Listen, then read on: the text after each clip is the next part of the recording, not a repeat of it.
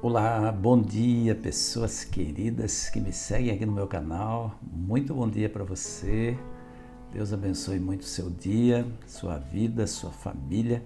Tenha muita paz, saúde física, mental, espiritual e muita harmonia aí no seu lar. Esse é o meu desejo para você. Hoje é sábado, dia 16 de julho.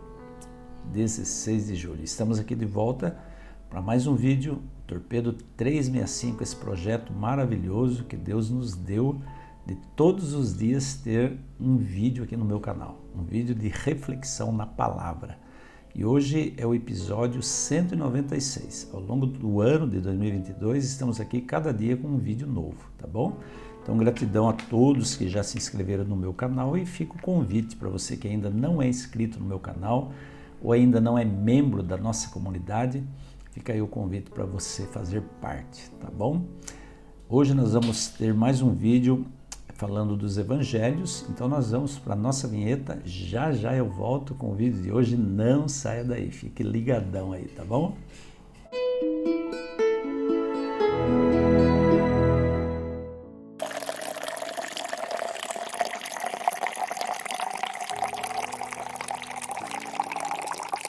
Muito bem, ontem nós terminamos o livro de Mateus, né? Fizemos considerações gerais no livro de Mateus, e aí eu fiquei pensando, bom, tem sentido falar nos outros evangelhos daquilo que já foi dito em Mateus? Não, a gente ficaria muito repetitivo se fosse repetir todo o livro de Marcos, todo o livro de João, todo o livro de Lucas, né?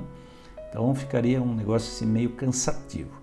Então nós vamos pensar a partir de hoje aquilo que só Marcos falou, aquilo que só Lucas mencionou, aquilo que só João relatou, tá? Para a gente não ficar repetitivo falando das coisas que nós já falamos quando passamos pelo Evangelho de Mateus. Só lembrando a você que o Evangelho de Marcos é um evangelho muito breve, tá? Um evangelho bem resumido. Ele tem um estilo próprio, né? Uma narração muito bonita também, mas ele apresenta Jesus nos fatos e apresenta poucos discursos de Jesus. Ele não fala muito do que Jesus falou, mas ele se detém nos fatos. E Marcos, particularmente, ele gosta de se referir a Jesus como filho do homem, por isso ele destaca os aspectos humanos de Jesus.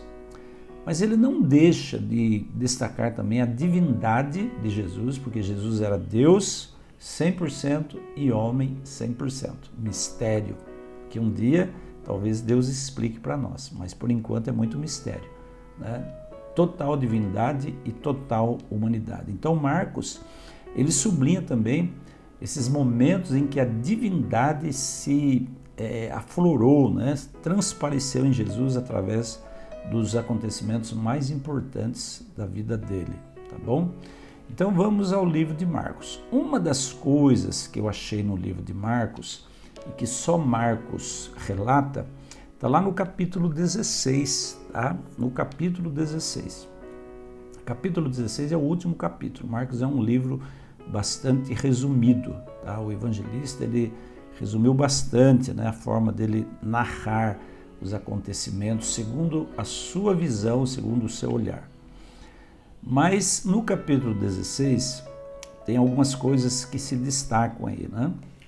Primeiro ele fala da ressurreição de Jesus, que ele apareceu primeiro às mulheres, especificamente a Maria Madalena, de quem ele havia expulsado 7 demônios.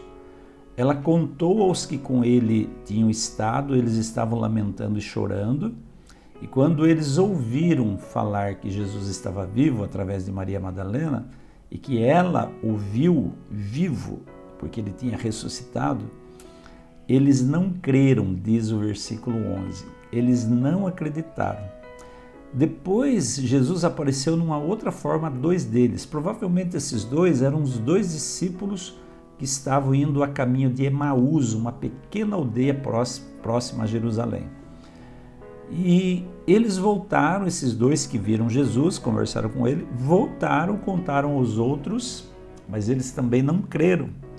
E aí mais tarde Jesus apareceu aos 11 enquanto eles comiam E Jesus censurou-lhes a incredulidade e a dureza de coração, porque não acreditaram na narrativa daqueles que tinham estado com ele após a ressurreição. E aí Jesus então dá a ordem, né? E disse-lhes no versículo 15: vão pelo mundo todo e preguem o evangelho a todas as pessoas. Quem crer e for batizado será salvo, mas quem não crer será condenado. Essa ordem já tinha aparecido em Mateus. Só que em Mateus diz assim: ide por todo o mundo e pregai o evangelho a todas as nações. Marcos, ele é muito mais específico. Ele diz: vão pelo mundo todo e preguem o evangelho a todas as pessoas. Eu queria destacar isso porque para Deus, presta atenção nisso, para Deus não importa a nação como país ter o evangelho. O que mais importa para Deus é que cada pessoa daquela nação ou daquele país compreenda, receba, entenda, conheça o evangelho. Ok?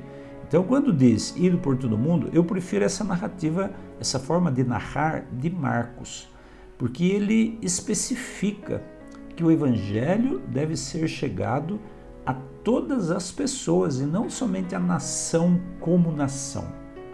Se fosse assim, nação, né, se o evangelho chegasse a cada nação, se fosse o suficiente, bastaria, por exemplo, o presidente do país conhecer o evangelho, trazer uma Bíblia para o país e está tudo bem, né?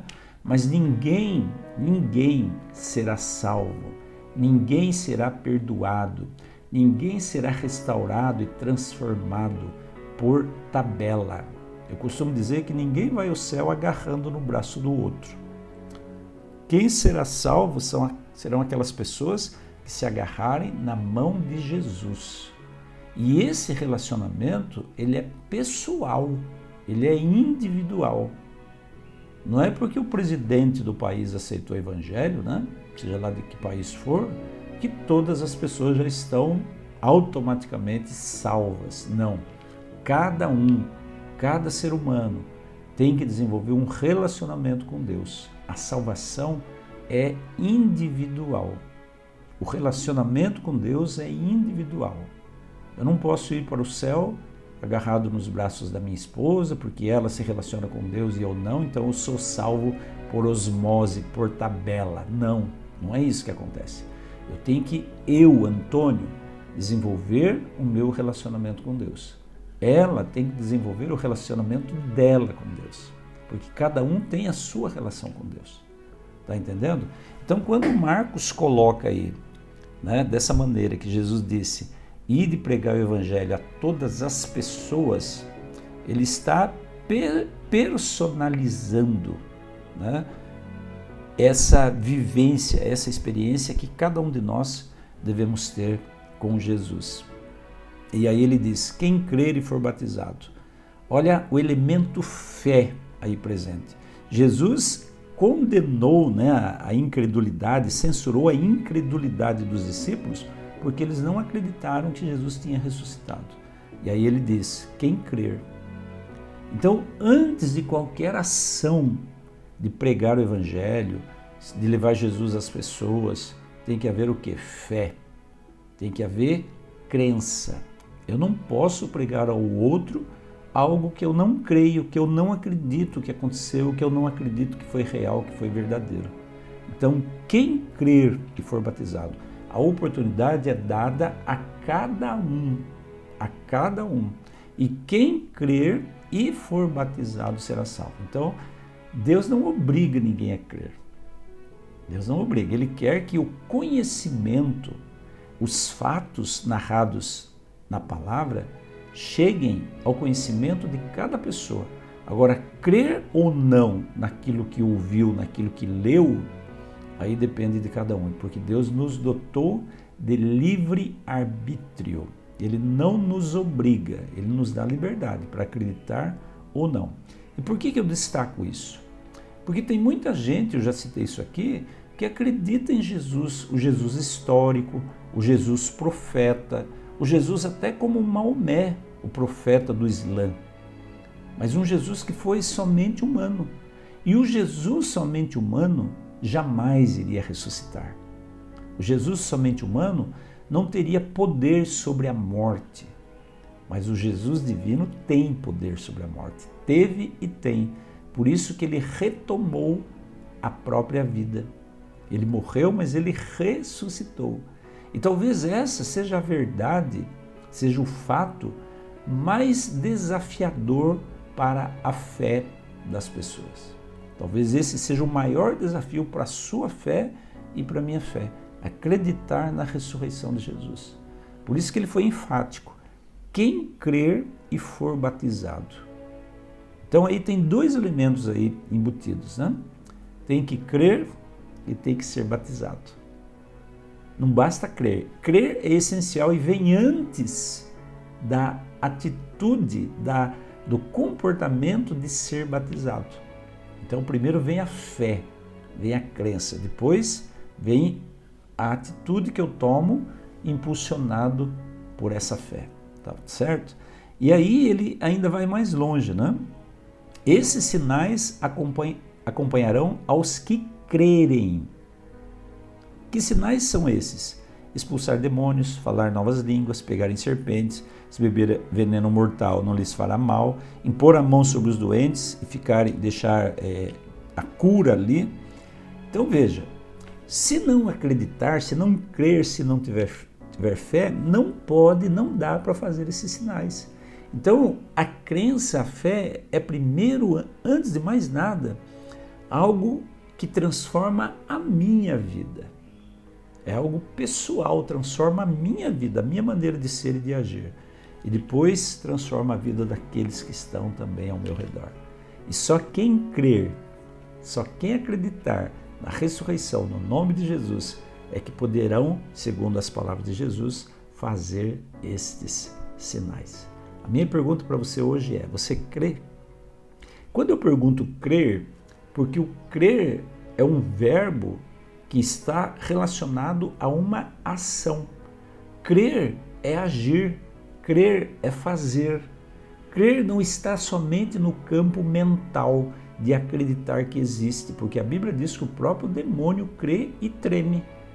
Então não é acreditar que Deus existe somente, é acreditar que Ele existe, acreditar que Ele ressuscitou, é ter fé que Ele pode mudar a minha história, fazer uma história diferente para mim e para aquelas pessoas que me cercam. Isso é crer, isso é fé. Você tem fé? Espero que sim. Fique essa mensagem aí para a sua vida, para o seu coração, que isso paute o seu dia de hoje, tá bom? Deus abençoe e amanhã eu volto com mais um torpedo aqui para a sua vida. Tchau, tchau e até amanhã, se Deus quiser.